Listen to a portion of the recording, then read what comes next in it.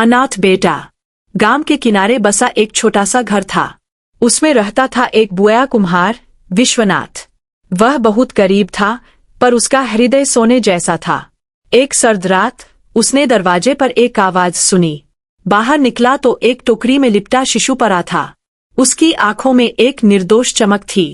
विश्वनाथ का दिल पसीज गया उस बच्चे को देखकर। उसने उसे गोद में उठा लिया और अंदर ले आया। टोकरी में एक चिट्ठी थी। यह अनाथ है, इसका नाम वीर है। बूढ़े कुम्हार ने ईश्वर को धन्यवाद दिया। उसने फैसला किया कि वह इस बच्चे का पालन पोषण करेगा। वीर उसकी उम्र की एकाकीपन को दूर करने वाला बन गया। समय बीतता गया और वीर एक सुंदर बालक बन गया। वह विश्वनाथ की मिट्टी के बर्तन बनाने में मदद करता। उसके हाथों में भी कला की वही छाप थी। लेकिन गांव के बच्चे अक्सर उसका मजाक उड़ाते। वे कहते, तू तो अनाथ है, तेरा कोई नहीं है। यह सुनकर वीर का मन बहुत दुखी होता। विश्वनाथ उसे समझाता, पुत्र, परिवार रक्त का नहीं, विश्वास का बंधन है। तू मेरी आंखों का तारा है और मेरी जान है। पर वीर के मन में अपने असली परिवार का डर सदा बना रहता। वह सोचता, क्यों उसके माता पिता ने उसे छोड़ दिया? क्या वह उनके लिए पर्याप्त अच्छा नहीं था? यह प्रश्न उसे रातों में सोने नहीं देते। एक दिन एक धनी सेठ गांव से गुजरा। उसने विश्वनाथ के घर के बाहर सुंदर मिट्टी के खिलौने देखे। वे खिलौने इतने सजीव थे कि सेठ हैरान रह गया। उसने पूछा, इन्हें किसने बनाया? विश्वनाथ ने गर्व से वीर को आगे किया। सेठ ने वीर की प्रतिभा को पहचाना। सेठ ने विश्वनाथ से कहा, इस बच्चे में अपार प्रतिभा है। मैं इसे शहर ले जाकर उचित शिक्षा दिलाना चाहता हूँ। यहाँ रहकर इसकी प्रतिभा बर्बाद हो जाएगी।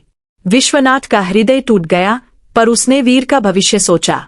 उसने हाँ कर दी, पर शर्त रखी कि वीर की इच्छा जाननी जरूरी है। वीर ने शिक्षा पाने के लिए जाने का निश्चय किया। विदा लेते समय विश्वनाथ ने वीर को एक छोटा सा गड़ा दिया। उसने कहा, बेटा, यह गड़ा मेरी याद दिलाएगा। इसकी मिट्टी में हमारे गांव और हमारे प्यार की सुगंध है। जब भी तू निराश हो, इसे देख लेना।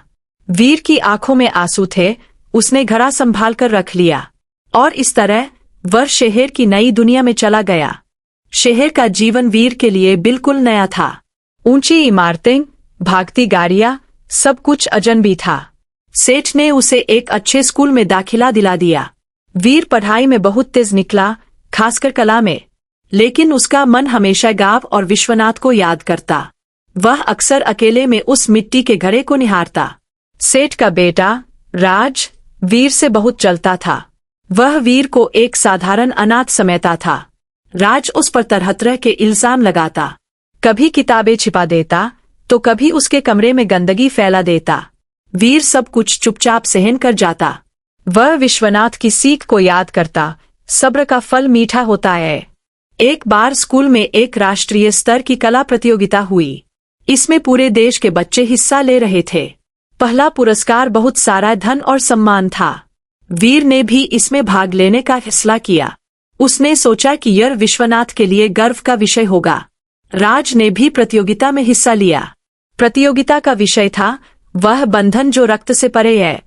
यह विषय सुनते ही वीर की आंखें चमक उठीं। उसे तुरंत विश्वनाथ और उस मिट्टी के घड़े का ख्याल आया। उसने अपनी कैनवास पर रंग भरने शुरू किए। उसने एक बूढ़े कुम्हार और एक बच्चे का चित्र बनाया, जो एक टूटे हुए घड़े को मिलकर जोड़ रहे थे। राज ने एक भव्य और महंगे रंगों से भरा चित्र बनाया, पर उसके चित्र में भावनाओं की कमी थी। वह केवल दिखावे के लिए बनाया गया चित्र लग रहा था, जबकि वीर का चित्र देखने वाले का हृदय छू लेता था। उसमें प्यार, त्याग और विश्वास की झलक साफ दिख रही थी। निर्णायकों ने वीर के चित्र को गहराई से देखा। परिणाम के दिन सभी की सांसें थमी हुई थीं। मुख्य निर्णायक ने घोषणा की, प्रथम पुरस्कार पाने वाले एच वीर। पूरा हॉल तालियों की गड़गड़ाहट से गूंज उठा। वीर की आंखों में खुशी के आंसू थे। उसने सबसे पहले विश्वनाथ को फोन लगाया। विश्वनाथ की आवाज गर्व और खुशी से भरी हुई थी। जीत के बाद वीर का सम्मान पूरे स्कूल में होने लगा। राज ने भी उसकी जीत स्वीकार की और माफी मांगी। वीर ने उसे दोस्ती का हाथ बढ़ाया। उसने राज को समझाया कि परिवार का नाम नहीं, कर्म महत्वपूर्ण है। राज और वीर अच्छे दोस्त बन गए। यह वीर की विनम्रता की जीत थी। वीर ने जीती हुई सारी धनराशि विश्वनाथ के पास भेज दी। उसने लिखा, यह सब आपका ही है पिताजी।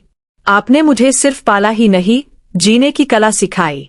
विश्वनाथ ने वह पैसा गांव के विकास के लिए लगा दिया। उसने एक छोटा स्कूल और कला केंद्र बनवाया ताकि कोई और वीर प्रतिभा से वंचित न रह जाए। कई साल बीत गए, वीर एक प्रसिद्ध कलाकार बन गया। उसकी कलाकृतियां दुनिया भर में प्रदर्शित होतीं, लेकिन उसकी हर कृति में गांव और विश्वनाथ की यादें थीं। वह हमेशा एक साधारण, विनम्र इंसान बना रहा। उसने कभी भी अपनी जड़ों को नहीं भुलाया। वह हर साल गांव जरूर आता। एक बार एक बुजुर्ग महिला उसकी प्रदर्शनी में आई। वह वीर की एक पेंटिंग के सामने लंबे समय तक खड़ी रही। वह पेंटिंग उस अनाथ बच्चे और कुम्हार की कहानी कह रही थी। महिला की आंखों से आंसू बहने लगे। उसने वीर से कहा, मैं तुम्हारी कहानी जानती हूँ। वीर हैरान रह गया। उस बुजुर्ग महिला ने खुद को कमला के नाम से पेश किया। वह बहुत साल पहले उसी गांव की निवासी थी। उसने कहा, वीर, तुम्हारी माँ मेरी सबसे अच्छी सहेली थी।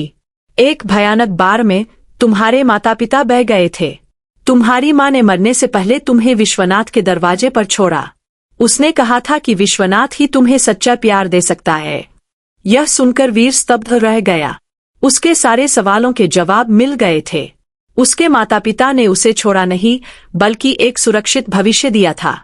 उन्होंने अपनी जान जोखिम में डालकर उसे बचाया था। वीर के मन से सारा गुस्सा और दुख गायब हो गया। उसने अपने माता पिता और विश्वनाथ दोनों के त्याग को समझा। वीर ने कमला दादी को गले लगा लिया। उसने उनसे अपने माता पिता के बारे में और कहानियां सुनीं। उसे पता चला कि उसके पिता भी एक कुशल कारीगर थे। यही कारण था कि उसे कला विरासत में मिली थी। वह विश्वनाथ के पास गया और सारी बात बताई। दोनों की आंखों में आंसू थे, पर अब दुख के नहीं, बल्कि शांति के। वीर ने महसूस किया कि वह अनाथ कभी नहीं था। भगवान ने उसे 2 बार पिता का प्यार दिया था। एक ने उसे जन्म दिया और दूसरे ने उसे जीवन दिया। उसने एक बड़ा घर बनवाया जहां वह और विश्वनाथ रहते। उसने गांव के कला केंद्र का विस्तार किया। अब वह गरीब बच्चों को मुफ्त में कला सिखाता। वीर की कहानी पूरे इलाके में प्रेरणा बन गई। लोग उसके त्याग, परिश्रम और विनम्रता की बात करते। उसने साबित कर दिया कि हालात इंसान को कमजोर नहीं बनाते, बल्कि उसे और मजबूत बनाते हैं।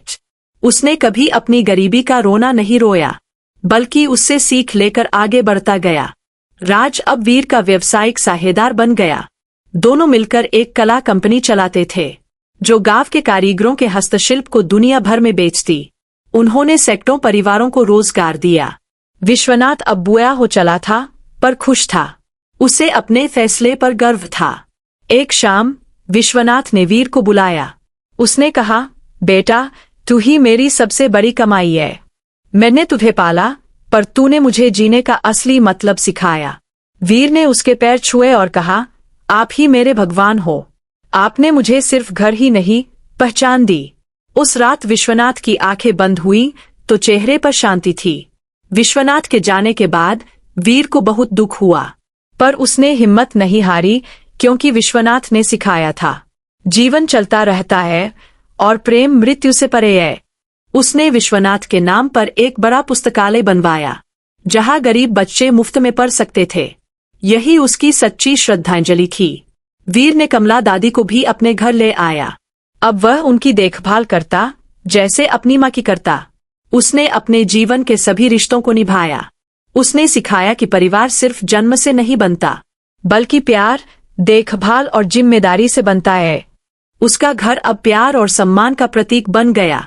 गांव वाले अब वीर को सिर्फ एक कलाकार नहीं मानते थे, वह उनके लिए एक मार्गदर्शक और संरक्षक था। कोई भी मुसीबत हो, लोग सीधे वीर के पास आते। वह हर किसी की मदद करता, चाहे वह धन हो या सलाह। उसने कभी भी अपने अतीत को छुपाया नहीं, बल्कि उसे अपनी ताकत बनाया। वीर की कहानी का मूल मंत्र सरल था, जीवन में आने वाली हर चुनौती एक सबक है। करवाहट में डूबे रहने से बेहतर है आगे बढ़ना और दूसरों के लिए एक प्रकाश बनना। उसने साबित किया कि इंसान की पहचान उसके कर्म है, न कि उसकी जाति, धर्म या परिवार से। आज भी गांव के स्कूल में वीर की कहानी सुनाई जाती है। बच्चों को सिखाया जाता है कि हिम्मत और ईमानदारी क्या होती है। वह मिट्टी का घड़ा अब भी वीर के घर की शोभा बढ़ाता है। वह उसकी सबसे कीमती निशानी है, जो उसे याद दिलाती है कि सच्चा धन प्यार है और सबसे बड़ा बंधन विश्वास का है। इस तरह एक अनाथ बच्चे ने न सिर्फ अपनी दुनिया बनाई, बल्कि सैकड़ों लोगों के जीवन को रोशन किया। उसने बिना किसी स्वार्थ के देना सीखा, और यही उसकी सबसे बड़ी सफलता थी। कहानी का अंत होता है, पर संदेश हमेशा के लिए है। परिवार रक्त का नहीं, हृदय का बंधन है।